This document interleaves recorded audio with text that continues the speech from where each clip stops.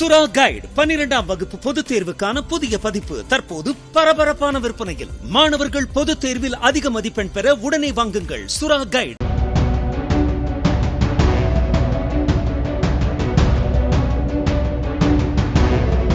திருடிய சைக்கிளை கூட தள்ள முடியாமல் ரோட்டில் தவழ்ந்து கொண்டிருக்கும் இவர்தான் பல இடங்களில் கைவரிசை காட்டிய கொள்ளை மன்னன் ஃபெரோஸ் பாஷா.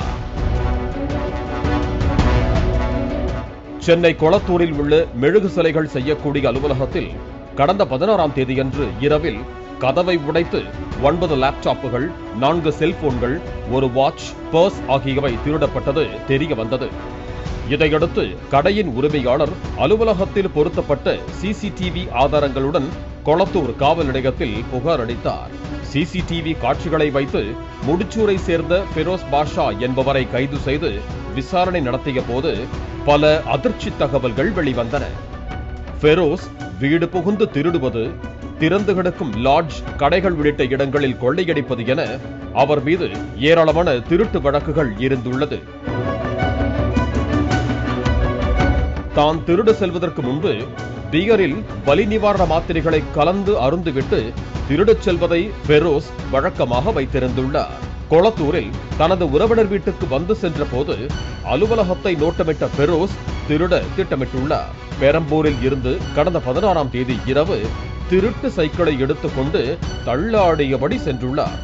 அப்போது ரோந்து பணியில் ஈடுபட்ட போலீசாரின் வாகனத்தை பார்த்ததும் தான் ஏதோ உறுதியாக நிற்பது போல நடித்தது அங்கிருந்த சிசிடிவியில் பதிவாகியுள்ளது. ஒரு கட்டத்தில் சைக்கிளோடு கீழே விழுந்து தவழ்ந்து வந்த ஃபெரோஸ் சைக்கிளே வேண்டாம் என நடந்து சென்று மெழுகு சிலைகள் செய்யக்கூடிய அலுவலகத்தை அடைந்துள்ளார். தட்டு தடுவாரி வந்து கதவை உடைத்து உள்ளே இருந்த பொருட்களை அள்ளிச் சென்று ஆட்டோவில் புறப்பட்டு சென்றார். திருடிய லேப்டாப்புகளை அவரது கூட்டாளியான நிசாமுதீனிடம் கொடுத்த போது பாதி விலையில் 3 லேப்டாப்புகளை விற்பனை செய்திருப்பதும் தெரிய வந்துள்ளது. ஃபெரோஸ் போதைப் பொருட்கள் வாங்குவதற்காகவே திருடி வந்ததாகவும் கூறப்படுகிறது.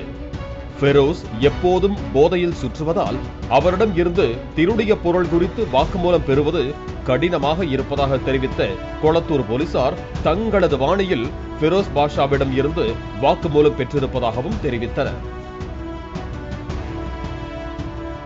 திருட்டில் ஈடுபட்ட ஃபெரோஸ் மற்றும் அவரது கூட்டாளியான நிசாமுதீன் இருவரையும் கைது செய்து அவர்களிடம் இருந்த 6 லேப்டாப்புகள், 3 செல்போன்கள், ஒரு வாட்ச் ஆகியவற்றை பறிமுதல் செய்திருக்கிறார்கள்.